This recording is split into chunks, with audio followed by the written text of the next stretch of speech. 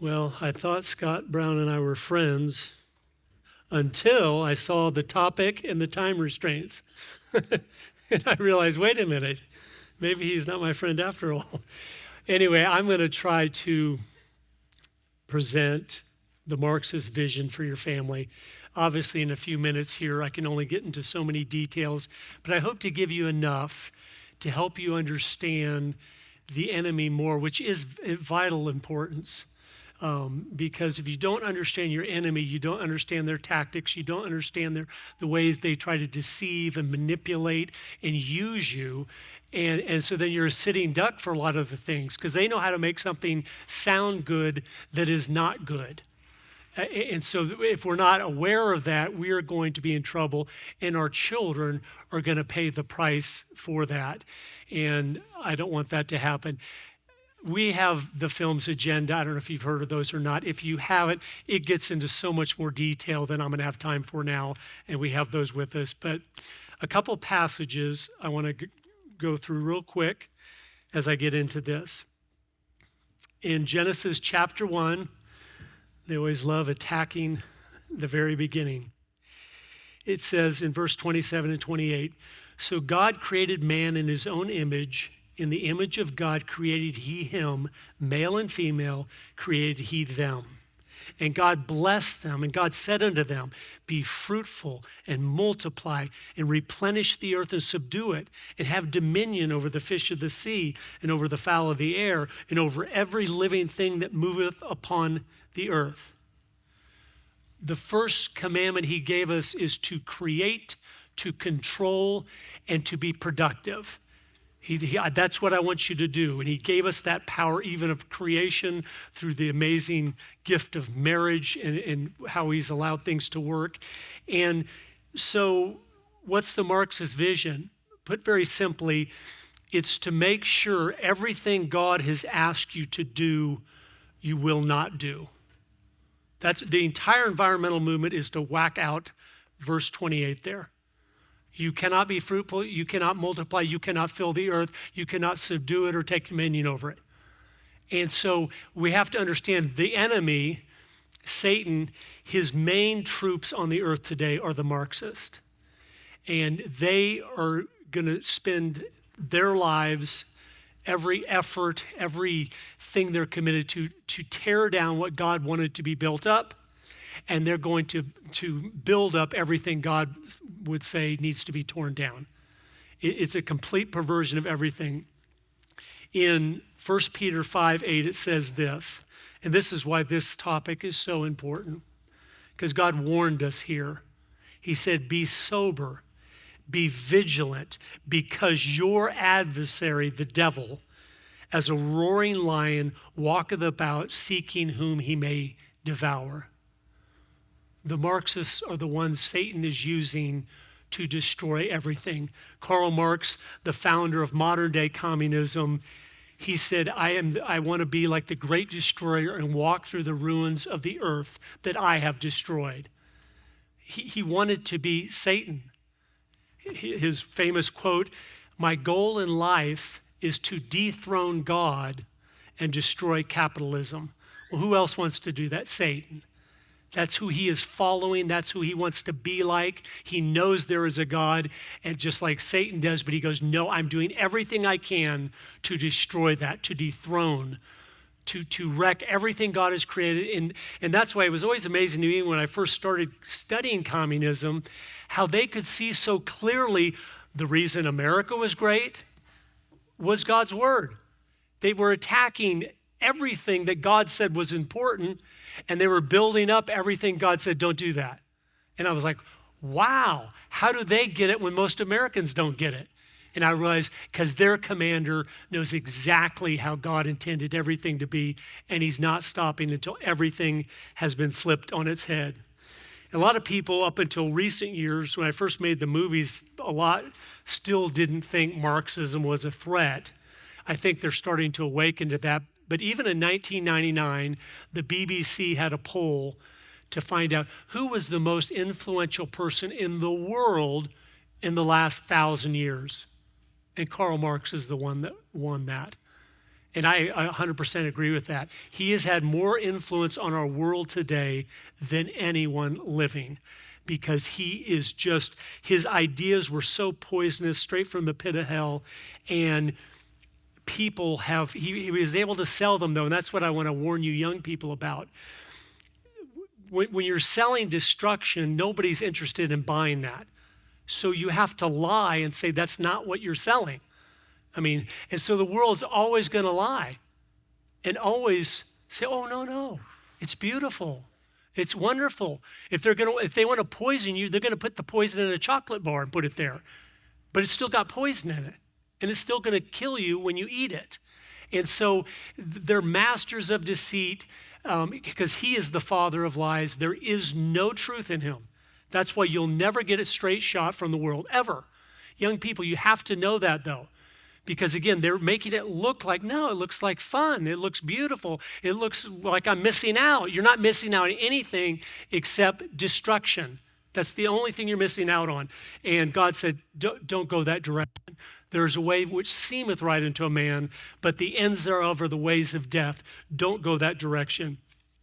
As you get into him, just real briefly here, I always like looking at a person, whether if you're studying Mormonism, you need to look at Joseph Smith. If you study Christianity, you need to look at Jesus Christ. You need to find out, okay, who came up with these little schemes and got people to follow them? Or were they someone worth following or not?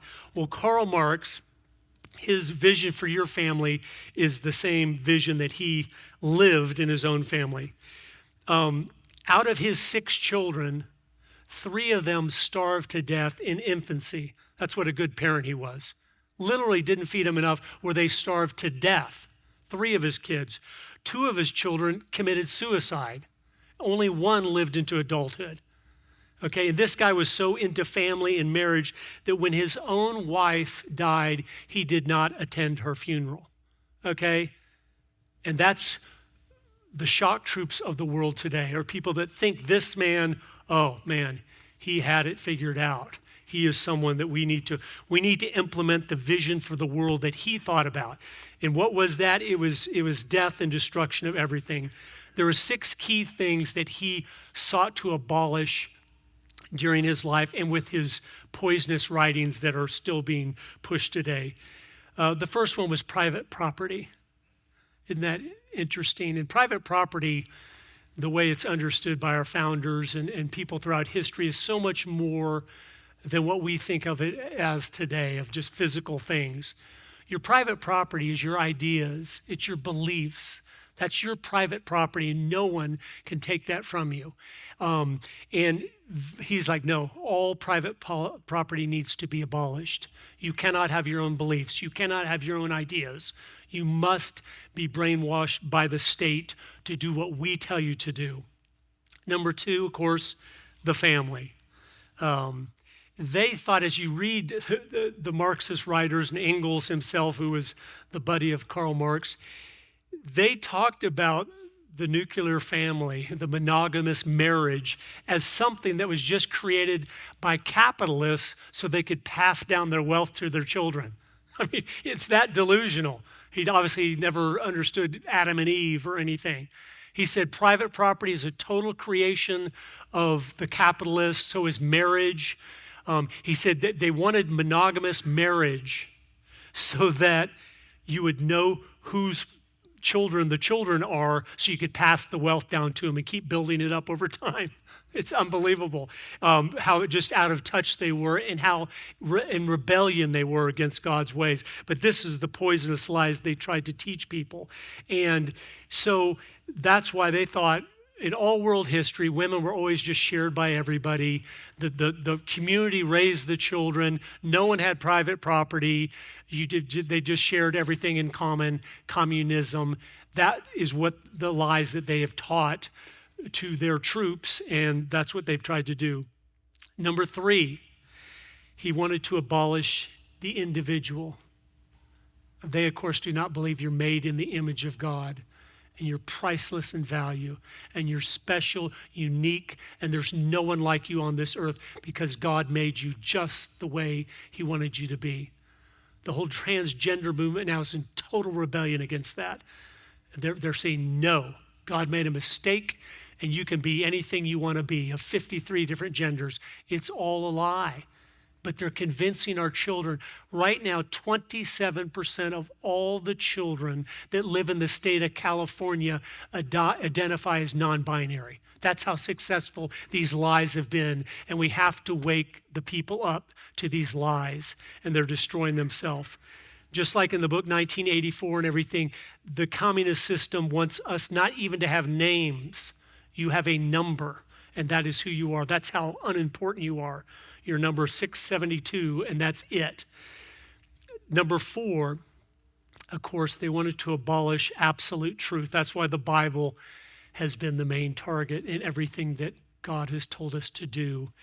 And Stalin, one of the disciples of Karl Marx, he said once, any lie that advances the communist conquest is by definition not a lie, but the Marxist-Leninist truth.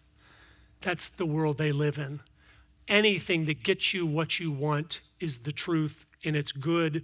And anything that is an absolute truth that goes against our vision for the world is evil and needs to be abolished.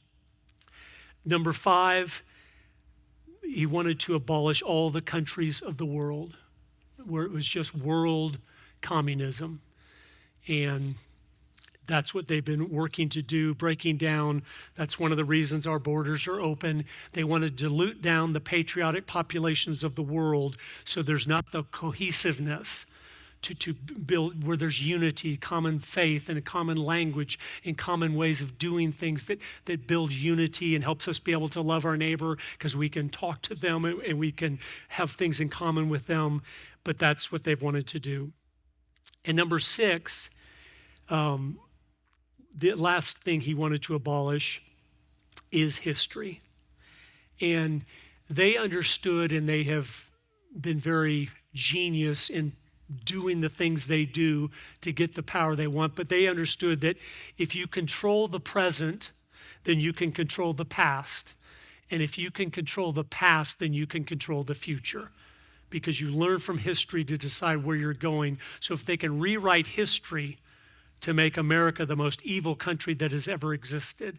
And I went to a communist meeting once in California, at the University of California, Berkeley, and they were up there pounding on a pulpit just like a pastor, talking about how this is the most vile thing that has ever existed in the history of the world, and the family is just a construct made by men so they can enslave women and brainwash children.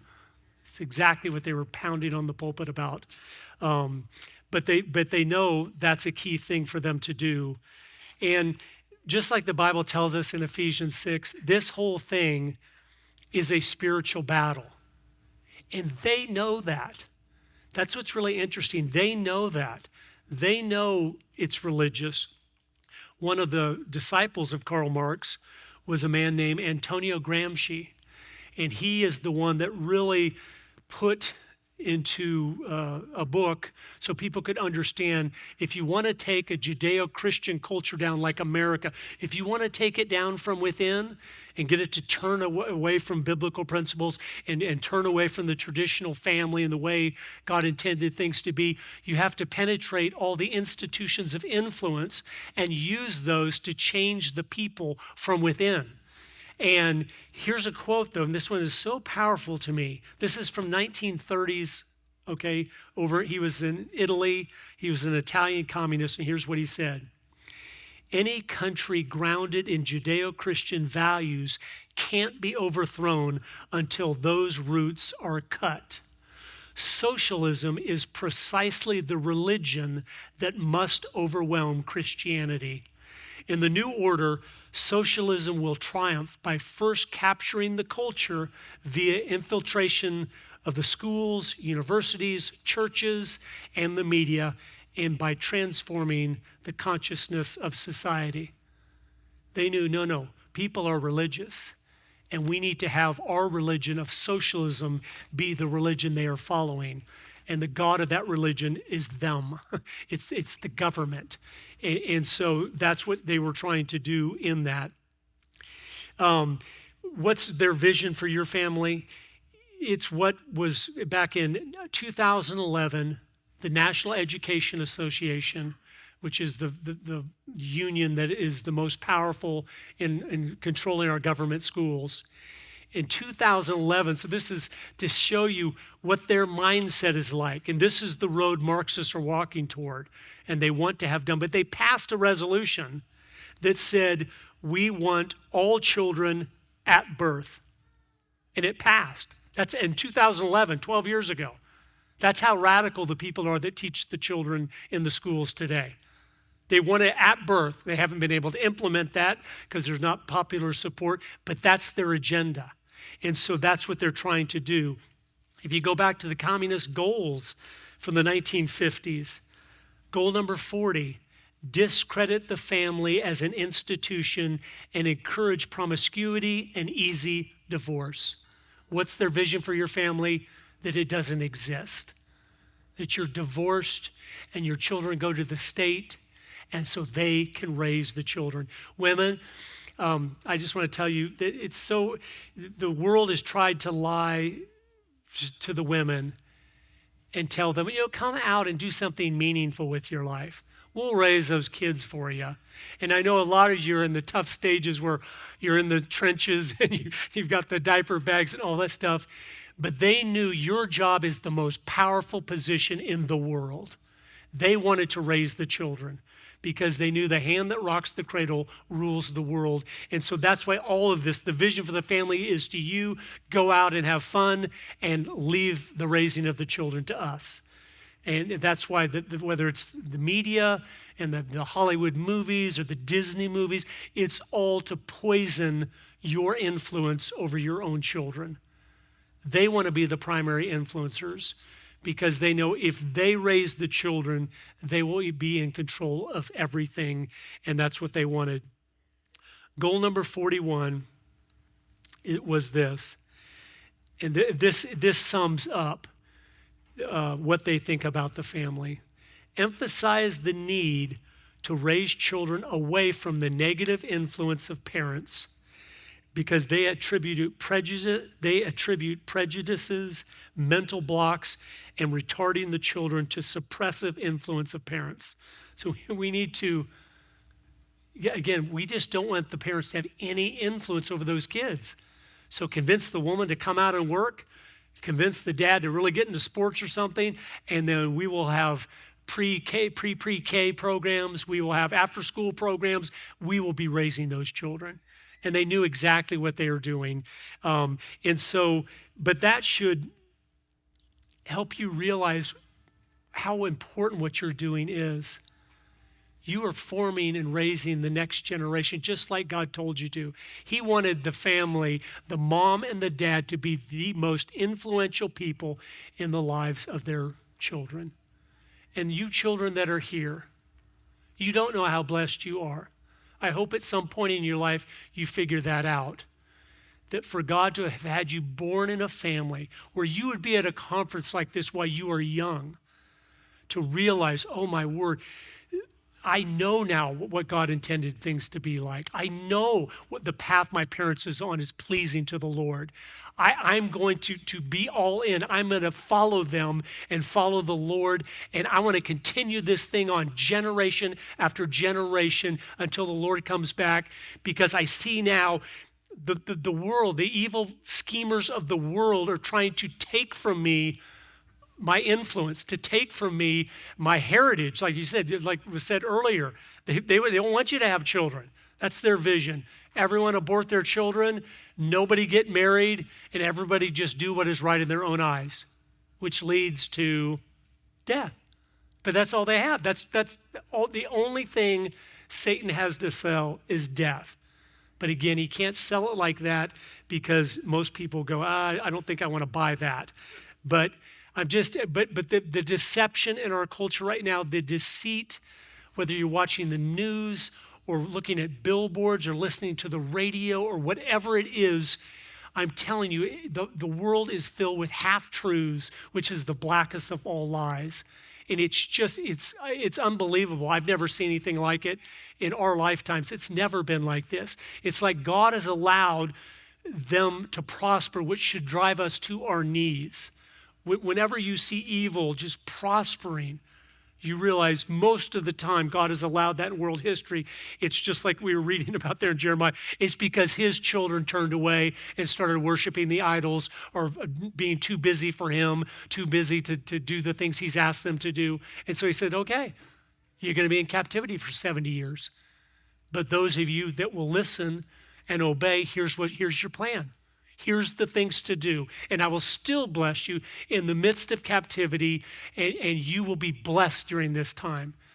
And that passage, I encourage you, fathers, when you get home from this conference, maybe every day this coming week, read that over again to impart that vision. Young people, that's the vision. Because I think we're heading into captivity. I mean, it's pretty clear what's happening around us. It's very sobering. But God is still with us, and he is still God, and he can still bless us in the midst of complete capture, whatever. In whatever we're doing, we just want to be faithful in that and then trust him with all the details of things. If you worry about that too much, it's too much to deal with. But you can be faithful today. That's the only job of a Christian, is to be faithful today. He said, don't you worry about tomorrow. You've got enough problems today. You focus on today and let me worry about tomorrow, because he's got that all figured out. He knows if we're going into captivity or if he's going to be gracious and merciful and allow somehow things to rebound back or whatever. But he's got the plan, and I just want to encourage you in that and how vital that is. There's one other verse I just want to end with here from Jeremiah also, 6:16. This is the marching orders. Stand at the crossroads and look. We're at a crossroads. You need to stand there and look. Here's what the world's selling. Here's what God has told me to do. And you look. Ask for the ancient paths. How have God's people always done things? That's what I'm going to do. I don't care if there's some newfangled way to do church or to do homeschool or to do public education. I'm not interested. What are the old paths? What are the ways God told Adam and Eve to do things in all the people in Bible history? And so you ask for the ancient paths and you say, where is the good way? And he said, once you find that, then walk in it and you will find rest for your souls. You'll find, even if we go into captivity, you will find rest for your souls. For making the movies God allowed me to make, I've interviewed hundreds of people that were raised in communist countries. And the stories they told of how we were faithful anyway in the Soviet Union or in Red China or in Cuba. No, my parents taught me how to hide my New Testament inside my shirt and run from the Soviet guards when they came after us.